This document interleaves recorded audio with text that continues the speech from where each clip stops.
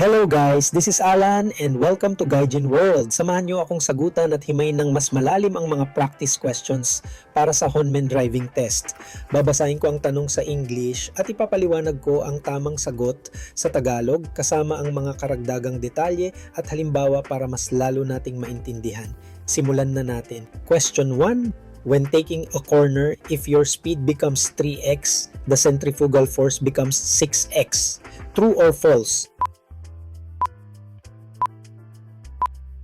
Ang sagot ay false. Ang paliwanag dito ay konektado sa physics. Ang centrifugal force or ang puwersa na parang humihila sa sasakyan palabas habang lumiliko ay hindi lang basta dumodoble o tumitriple. Ito ay nag-i-increase base sa square ng iyong bilis. Ibig sabihin, kung ang bilis mo ay naging 3 beses, ang centrifugal force ay magiging 9 na beses dahil 3 multiplied by 3 is 9. Ito ang dahilan kung bakit kahit kaunting dagdag lang sa bilis ay malaki ang epekto sa pakiramdam ng pagliko at sa panganib na mawalan ng kontrol. Question 2. The 3 auxiliary signs shown in the figure express the same meaning. Ang sagot ay false, mali. Mahalagang makilala ang pagkakaiba ng mga auxiliary signs na ito. Hindi pare-pareho ang kahulugan nila. Ang sign sa kaliwa na may arrow na nakaturo papasok sa sign ay nangangahulugang simula or start ng regulasyon. Isipin mo na lang, arrow papasok simula na. Ang mga sign na may arrow na palabas or may pulang linya ay nangangahulugang katapusan or end na. Tandaan, papasok, simula, palabas, tapos na. Ang maling pag-intindi dito ay maaaring maging sanhi ng paglabag sa batas trapiko. Question 3. When driving at high speed for a long time, your speed sense dulls, so it's good to check the speedometer periodically. Ang sagot ay true. Tama. Ito ay isang kilalang phenomenon na tinatawag na highway hypnosis o speed adaptation. Kapag matagal kang nagmamaneho sa mabilis na takbo sa expressway, nasasanay ang iyong utak at pakiramdam sa bilis na iyon. Ang resulta, maaaring hindi mo na namamalayan na masyado ka na palang mabilis, kaya napakahalaga na regular na tingnan ang iyong speedometer lalo na kapag papalabas ka na ng highway para mai-adjust mo ang iyong bilis sa mas mabagal na kalsada. Question 4. A person with a large vehicle license may drive special heavy equipment as well. Ang sagot ay false, mali. Sa Japan, ang mga lisensya ay may iba't ibang kategorya. Ang lisensya para sa malalaking sasakyan, large vehicle license, tulad ng mga malalaking truck o bus ay iba sa lisensya na kailangan para mag-operate ng special heavy equipment tulad ng mga bulldozer, crane or excavator. Ang mga heavy equipment na ito ay nangangailangan ng espesyal na pagsasanay at hiwalay na certification dahil sa kanilang unique na controls at panganib sa operasyon. Question 5. When braking a lot on long downhills, the brakes can overheat and lose effectiveness, so use engine braking appropriately. Ang sagot ay true. Tama. Sa mahahabang pa-descend o pababang kalsada, kung palagi kang nakaapak sa preno, iinit ng husto ang iyong brake pads at rotors. Kapag sobrang init na nawawalan ito ng friction at bisa, isang mapanganib na sitwasyon na tinatawag na brake fade. Para maiwasan ito, gamitin ang engine braking sa pamamagitan ng pag-shift sa mas mababang gear, halimbawa mula D to 2 or L sa automatic. Tinutulungan nito ang makina na kontrolin ang bilis ng sasakyan nang hindi masyadong umaasa sa preno. Question 6. The pavement marking shown in the figure designates the end of a no U-turn zone. True or false? Ang sagot ay true. Tama. Ang marking na iyan na may kasamang U-turn sign at auxiliary sign na may pulang diagonal line ay malinaw na nagsasabi na tapos na ang no U-turn zone. Ibig sabihin, pagkalagpas ng sign na yan, pinapayagan ka ng mag-U-turn. Ngunit tandaan na hindi ito nangangahulugang automatiko itong ligtas. Kailangan mo pa ring siguraduhin na walang sasakyan sa paligid at may sapat na espasyo bago gawin ang U-turn. Question 7. When proceeding through a railway crossing behind another vehicle, there is no need to bring the vehicle to a complete stop if safety can be ascertained. True or false? Ang sagot ay false. Mali. Ito ay isa sa mga golden rules sa pagmamaneho sa Japan at non-negotiable ito. Kahit nakatatawid lang ng sasakyan sa harap mo at walang babala, obligado kang huminto ng complete stop bago ang riles. Buksan ang bintana para magamit mo ang iyong pandinig, hindi lang ang iyong paningin. Ang batas na ito ay sobrang higpit dahil sa history ng mga aksidente sa riles, kaya ang paghinto ay isang absolutong requirement para sa kaligtasan. Question 8. If the road surface is wet from rain and the vehicle's tires are worn, the stopping distance may increase to as much as twice what it would have been if the road surface were dry and the tires are in good condition. True or false? Ang sagot ay true. Tama. Ang distansya ng pagpreno, stopping distance, ay apektado ng dalawang pangunahing bagay dito: friction ng kalsada at kondisyon ng gulong. Kapag basa ang kalsada, nababawasan ang friction. Kapag pudpod na ang gulong, hindi nito kayang itaboy ang tubig ng maayos na maaaring magdulot ng hydroplaning kung saan lumulutang ang sasakyan sa ibabaw ng tubig. Ang kombinasyon ng dalawang ito ay maaaring magresulta sa pagdoble ng distansya na kailangan mo para huminto. Kaya dapat laging mag-iwan ng mas malaking espasyo sa sinusundang sasakyan kapag umuulan. Question 9. When making a right turn from a one-way street, an automobile must initially approach the center of the road and proceed inside the center point of the intersection while slowing down, except roundabout. True or false? Ang sagot ay false. Mali. Ang tamang pamamaraan kapag liliko pa kanan mula sa isang one-way street ay ang pagdikit sa pinakakanang gilid ng kalsada bago ka lumiko. Ang paglapit sa gitna ay mali at mapanganib. Ang lohika sa likod ng pagdikit sa kanan ay para maiwasan na may ibang sasakyan na sumingit sa iyong kanan habang ikaw ay lumiliko at para maging mas maikli at kontrolado ang iyong pagliko. Question 10. Bicycles may not use side strips as shown in the figure. True or false? Ang sagot ay true, tama. Ang side strip na ipinapakita sa figure na may sign ng taong naglalakad ay eksklusibong para sa mga pedestrian o taong naglalakad. Ito ay itinuturing na sidewalk. Bawal itong gamitin ng mga bisikleta para na rin sa kaligtasan ng mga pedestrian. May mga hiwalay na side strips or lanes na may simbolo ng bisikleta at doon lamang sila pinapayagan.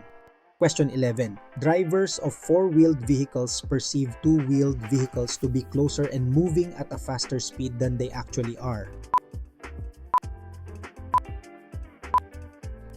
Ang sagot ay false. Mali. Ang totoo ay kabaligtaran at ito ay isang mapanganib na optical illusion.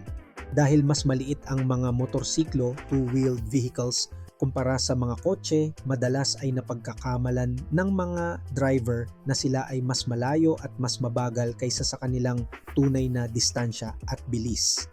Ito ang dahilan ng maraming aksidente, lalo na sa mga intersection, dahil sa maling akala biglang liliko ang kotse sa harap ng motorsiklo. Ang praktikal na payo, kung may nakikita kang motorsiklo, isipin mo na agad na mas malapit ito at mas mabilis kaysa sa iyong inaakala. Doblehin ang pag-iingat at bigyan sila ng mas malaking espasyo. Question 12. If pedestrians are splashed with mud or water, it is the responsibility of the driver even if the driver is slowing down. True or false? Ang sagot ay true, tama. Ito ay hindi lang usapin ng pagiging magalang, kundi isang legal na pananagutan. Bilang driver, responsibilidad mong maging aware sa iyong kapaligiran, kasama na ang mga paddle o sanaw ng tubig sa kalsada. Kahit na nagme-menor ka, kung natalsikan mo pa rin ang mga pedestrian, ikaw ang may pananagutan. Ang inaasahan ay gagawa ka ng paraan para iwasan ito, tulad ng pag-iwas sa paddle kung ligtas itong gawin. Question 13. When towing a broken down vehicle using a rope, the person at the wheel of the vehicle being towed is not required to hold a license. True or false? Ang sagot ay false, mali. Ang taong nasa loob ng sasakyang hinihila, towed vehicle, ay may mahalagang papel pa rin sa pag-operate nito. Siya ang kumokontrol sa manibela at preno. Dahil dito itinuturing pa rin siyang nagmamaneho sa mata ng batas. Kaya naman kailangan niyang magkaroon ng valid driver's license na angkop para sa sasakyang iyon. Iba ito kung ang sasakyan ay nakasakay sa isang tow truck kung saan ang mga gulong nito ay hindi tumatama sa kalsada. Question 14. When moving to the right side lane and about to start overtaking, the driver should pay particular attention to traffic ahead, and if he or she feels even a little uneasy, it is better not to begin overtaking. True or false? Ang sagot ay true. Tama.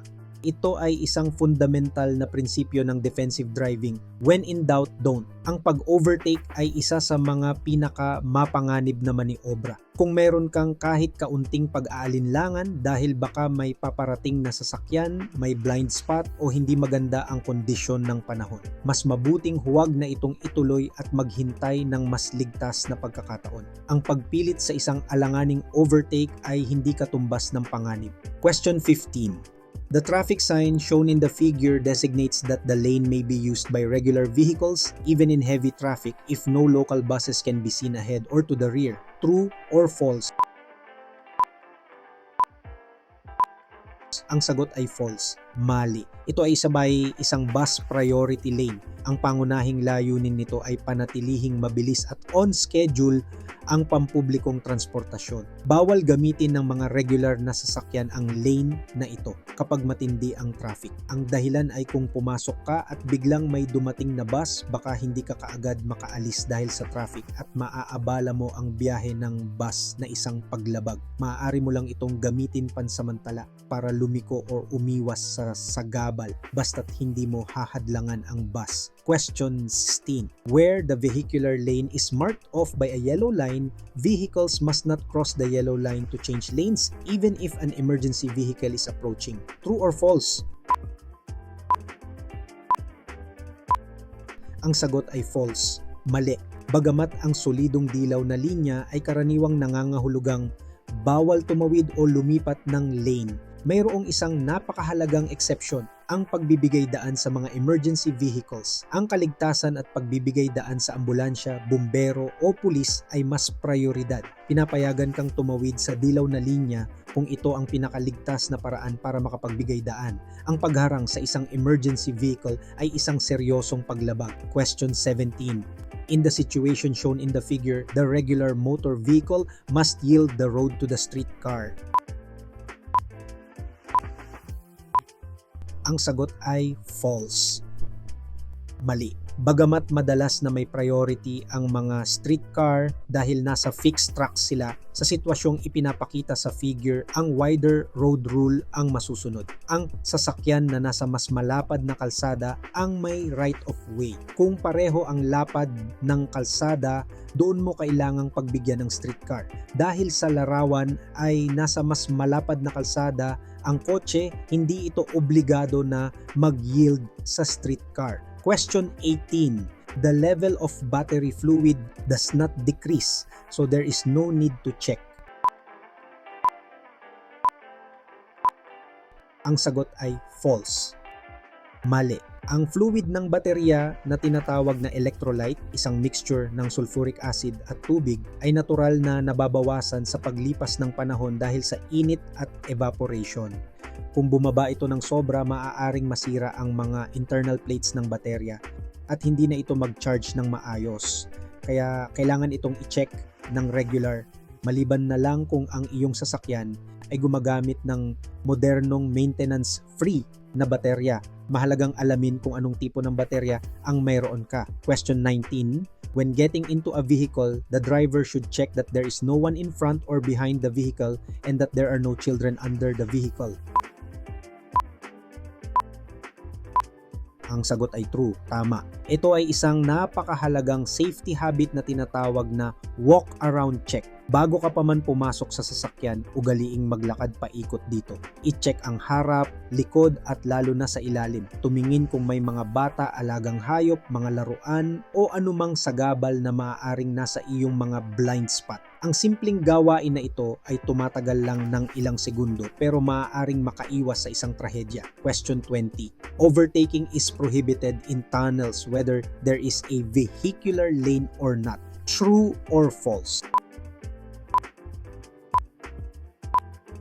Ang sagot ay false. Ang panuntunan ay mas specific. Ang pag-overtake sa loob ng tunnel ay ipinagbabawal lamang kung ang kalsada ay walang mga linya na naghihiwalay sa mga lane, vehicular lanes. Ang dahilan ay dahil ang mga tunnel ay enclosed spaces na may limitadong espasyo at minsan ay mahinang ilaw. Kung ang tunnel ay may malinaw na mga lane markings, ito ay nagbibigay ng ligtas na gabay at dyan nagtatapos ang ating review. Abangan nyo ang kasunod na part nitong ating review at sana ay nakatulong ito para mas maging kumpiyansa ka sa iyong paghahanda. Paulit-ulitin mo lang ang mga konseptong ito. Tandaan, ang layunin ng Honmen test ay hindi lang para makapasa, kundi para hubugin kang maging isang ligtas at responsableng driver. Relax ka lang sa exam at good luck! Kaya mo yan!